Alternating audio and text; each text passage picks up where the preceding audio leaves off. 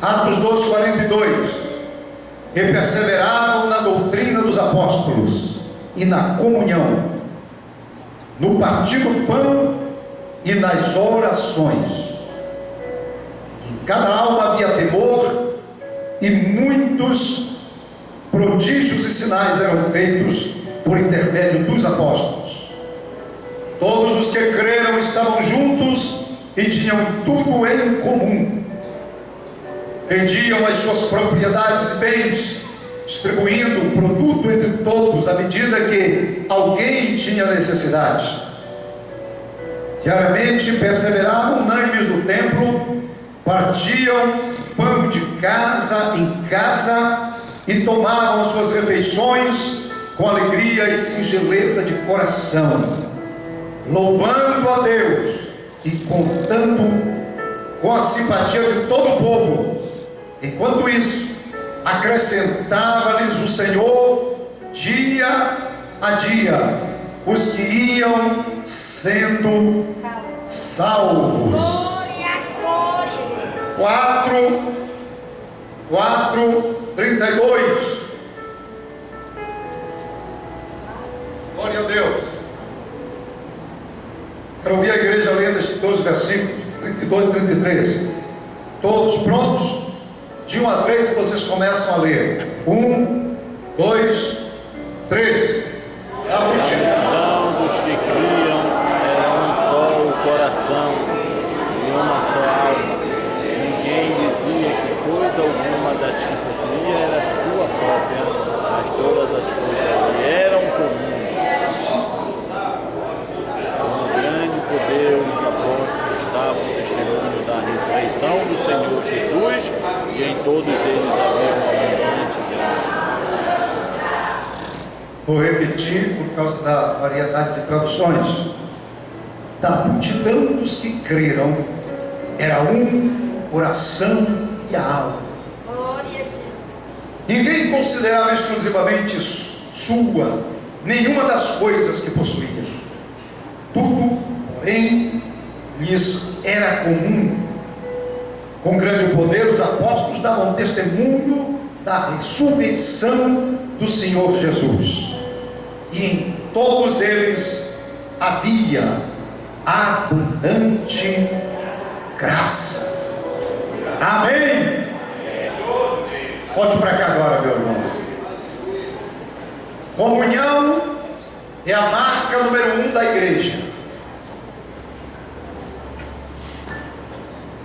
Comunhão é o traço mais significante, mais poderoso para identificar a igreja de Jesus na terra. Aleluia! A igreja foi chamada para viver em comunhão. Os textos que eu li nos dão uma pequena noção de como vivia a igreja primitiva, ou a igreja dos primeiros dias do primeiro século. A igreja que foi inaugurada no dia do Pentecostes, com a descida do Espírito Santo.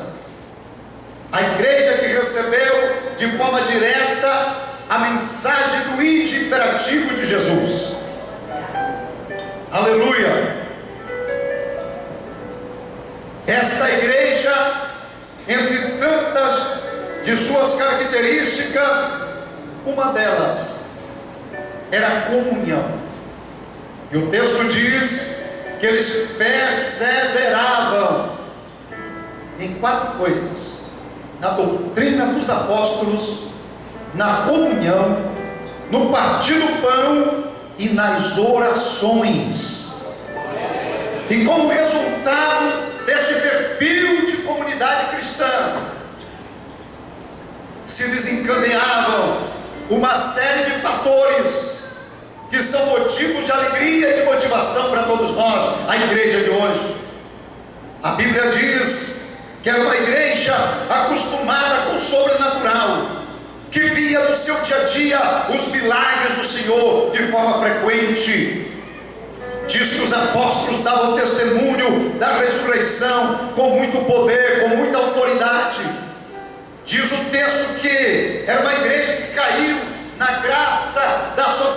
geral.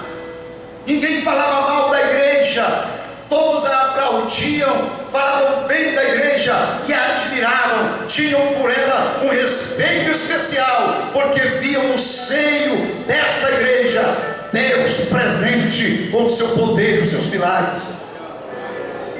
Diz o texto que esta é uma igreja que todos os seus membros tinham graça abundante na vida, eram crentes graciosos, eram crentes fervorosos, dinâmicos, destemidos, que revelavam, que refletiam no seu dia a dia a imagem do próprio Cristo, do próprio Jesus.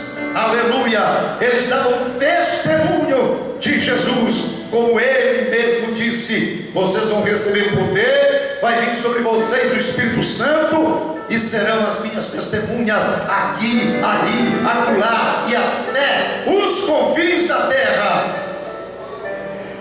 Aleluia! Então, Atos dos Apóstolos, e especialmente esses primeiros capítulos, nos dão uma noção de como esta igreja vivia, nos dão um raio-x de como viviam os primeiros cristãos, de como se relacionavam, de como conviviam na sociedade, no meio onde estavam inseridos, de como lidavam com a vida cristã e com a vida humana.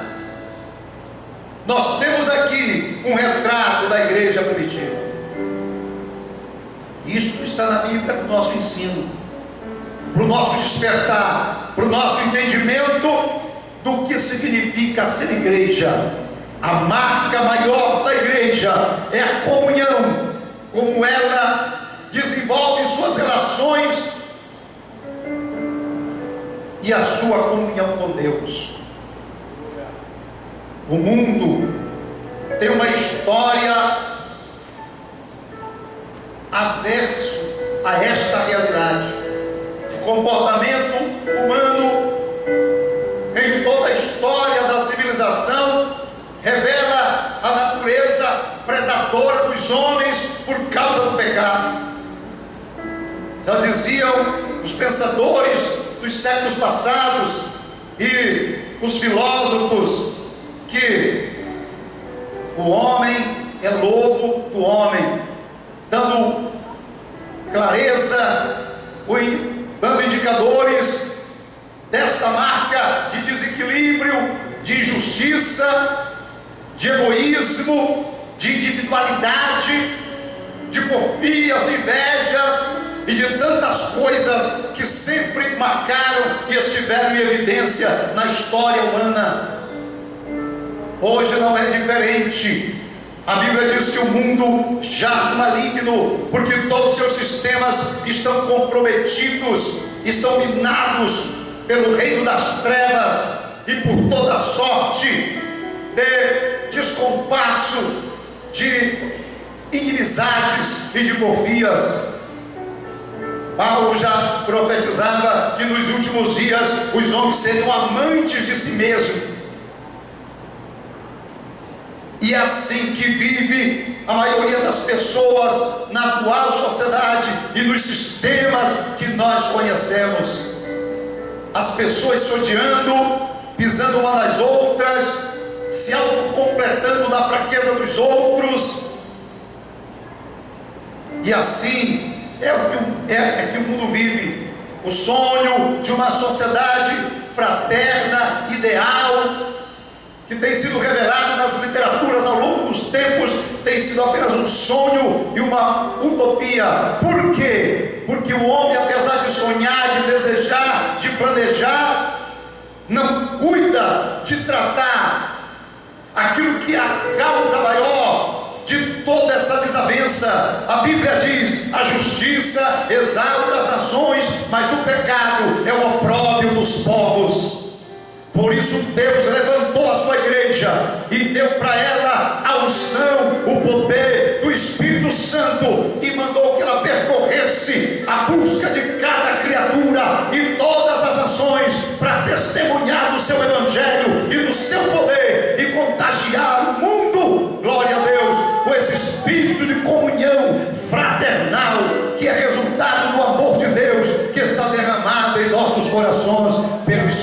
Santo. A igreja primitiva vivia em comunhão. A Bíblia diz: o coração e a alma dos que creram era um. Coração e a alma. Aleluia. O coração pode ser entendido como a sede das emoções, e a alma não só das emoções, mas também da vontade, dos desejos.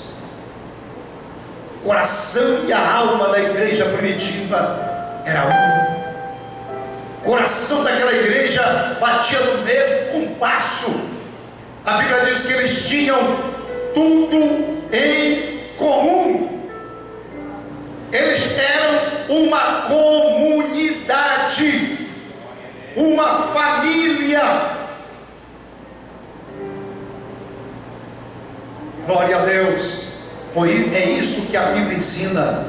A Bíblia manda que haja em vós o mesmo sentimento que houve também em Cristo Jesus, que apesar de ser Deus, não usurpou sua posição de Deus, mas se humilhou como servo, aleluia, e foi obediente até a morte, e morte de cruz, pelo que Deus o exaltou soberanamente. Glória a Deus, e lhe colocou sobre todos e sobre tudo, aleluia, e diante dele todo joelho se dobrará, e toda língua confessará que ele é o Senhor, para a glória do Pai.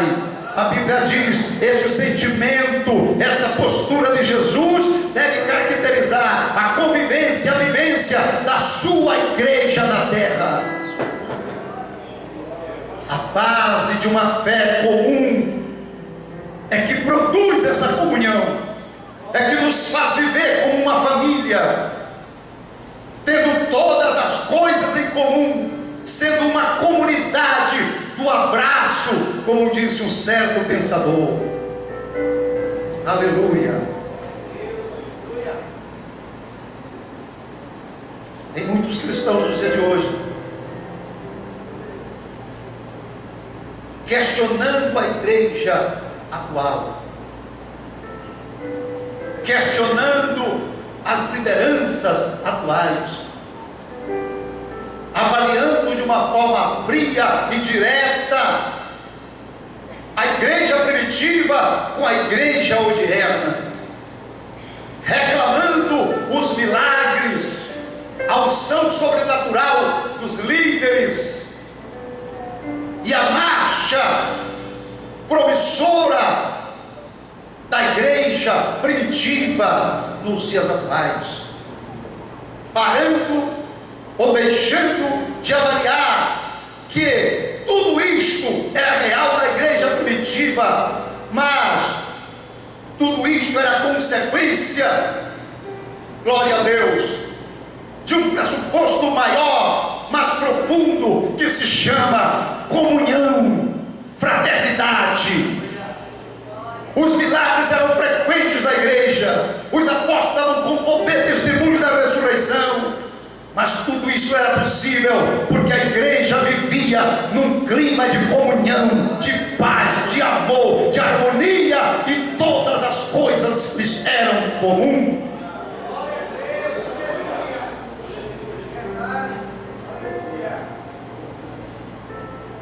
E a começar dos questionadores, nós diríamos que a maioria deles são frutos de divisões, de desavenças, de rebeldias, de desobediências e coisas parecidas. Se nós queremos que Deus faça do nosso meio o lugar da manifestação dos seus milagres, da sua glória, do seu poder, do seu sobrenatural, nós temos que criar esse ambiente para Deus agir. E esse ambiente é criado por relacionamentos amistosos, respeitosos. Esse ambiente é criado por uma vida de comunhão fraternal, espiritual, onde todos procuram fazer o que a Bíblia diz: cada um considere os outros superiores a si mesmo. Mas ninguém quer ser menor, ninguém quer ser inferior a ninguém. Todo mundo quer ser o tal, todo mundo quer estar em prominência, quer ter o seu nome estampado nas manchetes, todo mundo quer ter os melhores cargos, os melhores espaços. E é exatamente o contrário do que a Bíblia diz. Se nós queremos ver a glória de Deus descer em nossos cultos, nós precisamos criar um ambiente de fraternidade, onde Deus pode agir com liberdade, porque Deus é amor.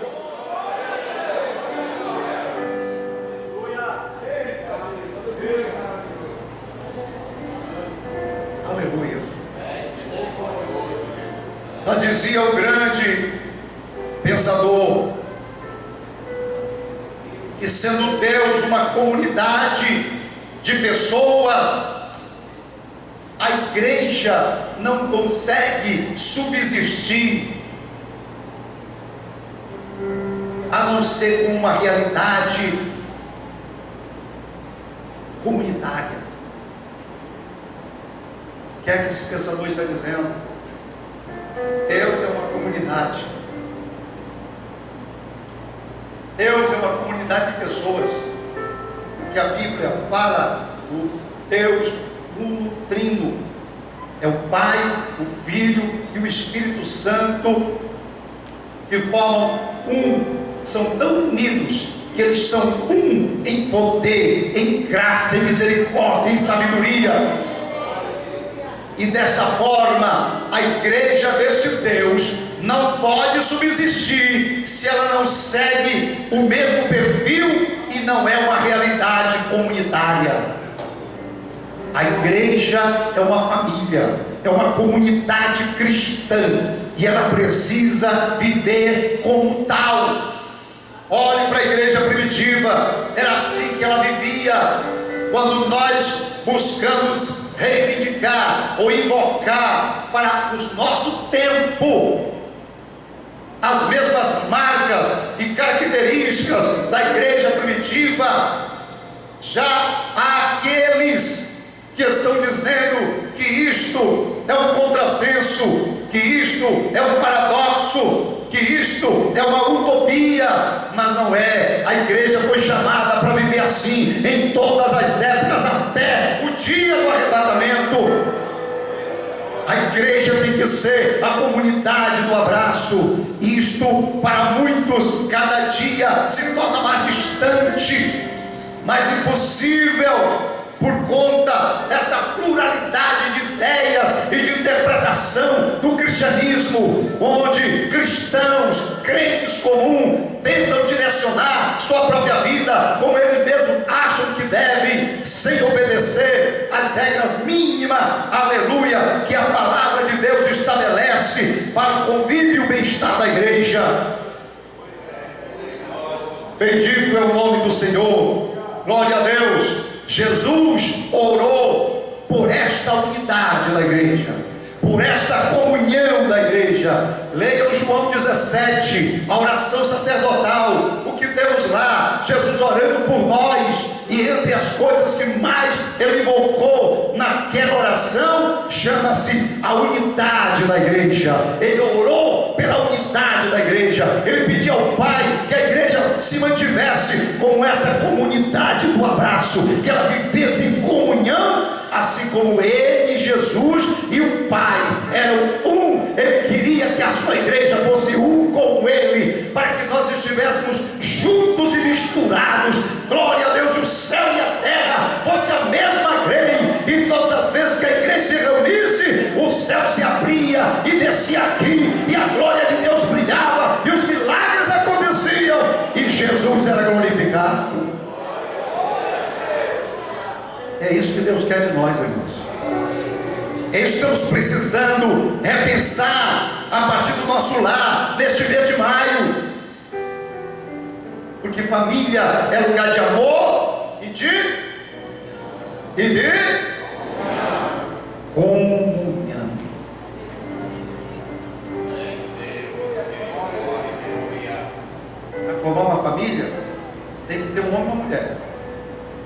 E a Bíblia diz: deixará o homem seu pai, sua mãe, e se unirá a sua mulher, e serão os dois uma só carne. Essa é a unidade.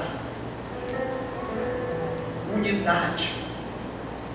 Unidade é o mesmo pensamento, é o mesmo propósito, é a mesma fé, é a mesma esperança, é o mesmo Deus, é o mesmo objetivo. Aleluia, isso é unidade.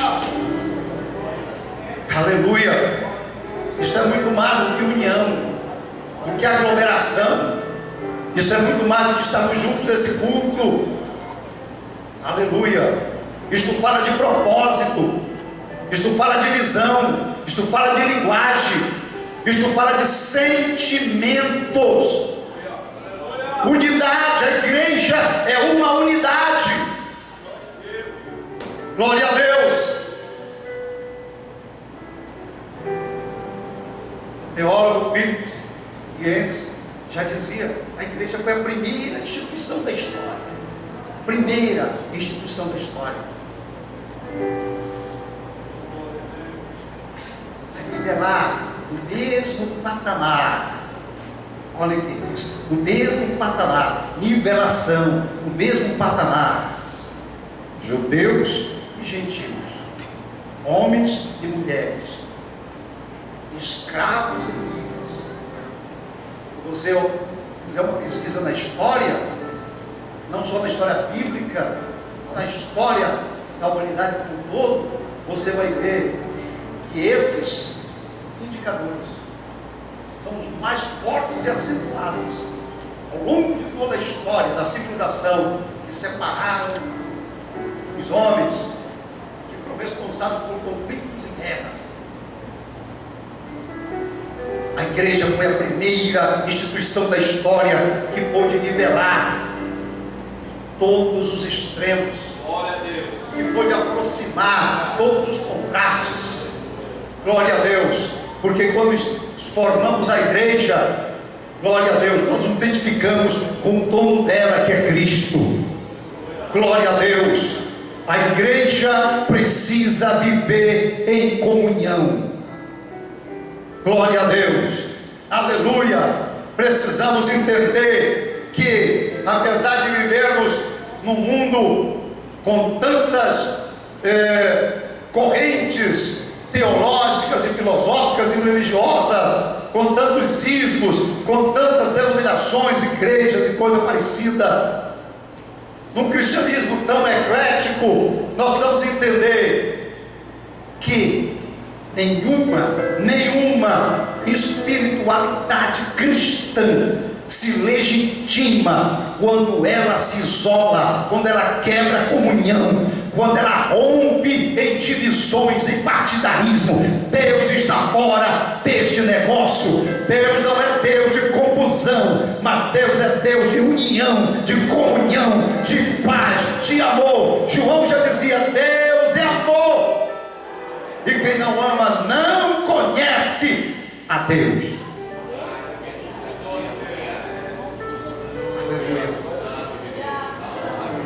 O mundo, irmãos, jaz no maligno, e basta você olhar e você já vê o perfil do mundo: desumanidade, insensibilidade, indiferença, ódio, partidarismo, individualismo, egoísmo. A igreja foi colocada aqui, glória a Deus, para se contrapor a este reino das trevas e revelar o reino de Deus. O reino de Deus não é comida e nem bebida, é gozo e paz do Espírito Santo. Glória a Deus. O Espírito Santo e a palavra é que promove esta comunhão, é que alimenta esta comunhão. Eles perseveravam primeiro na doutrina dos apóstolos, palavra, na comunhão, aleluia, fraternidade, amizade, relacionamento amistoso, uma família.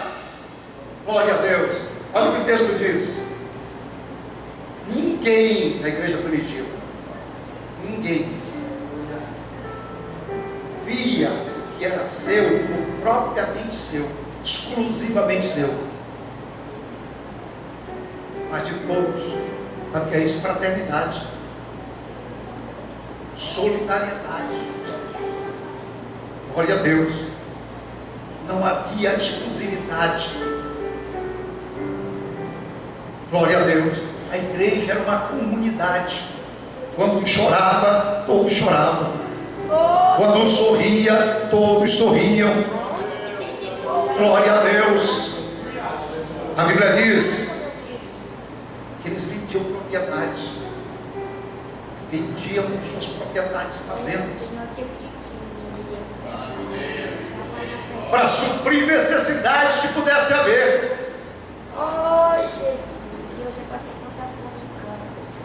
Alguns internos, lesionados, chegaram a acusar que essa prática da igreja primitiva é uma espécie de um comunismo barato, mas não é. O comunismo é diferente disso. E o grande diferencial é que não existe nos atos, nem nos evangelhos, nenhum mandamento para fazer isso, nenhuma obrigação dos apóstolos. Esses gestos isolados que acontecem na igreja primitiva era espontâneo, era voluntário, era movido por algo, glória a Deus, que não estava escrito e nem estava no script, na formalidade. Era o Espírito Santo que agia, era o Espírito Santo que falava, como toda a doutrina da Bíblia diz, que nós devemos contribuir segundo Deus propõe no nosso coração. Não eram todos que pegaram suas propriedades e fizeram isso, eram alguns. Aleluia. O caso de Ananias e Safira era um casal carnal que tentou aparecer na igreja e tiveram como resultado o juízo, porque mentiram ao Espírito Santo. Nós precisamos entender que a igreja primitiva era uma comunidade, que eles tinham todas as coisas em comum. Glória a Deus. Precisamos entender que a comunhão é a forma, é a marca mais rica, mais profunda e mais contagiante da revelação divina, da revelação de Deus. Não existe algo mais forte na vida da igreja que dê testemunho de Deus, que mostre Deus, que revele Deus, que diga que somos de Deus, que Deus está no nosso meio, do que a comunhão que a igreja tem que viver.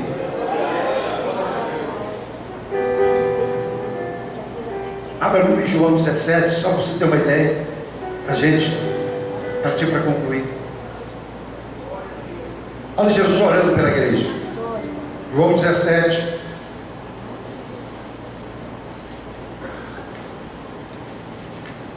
Versículo 19.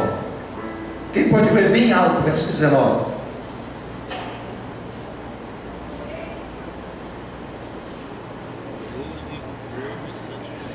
Está vendo? Fica de pé, meu. Pode ler.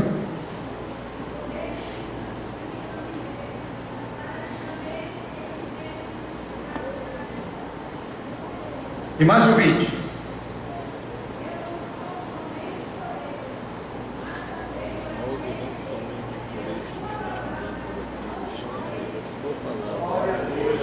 Jesus está orando pela igreja apostólica, a igreja primitiva.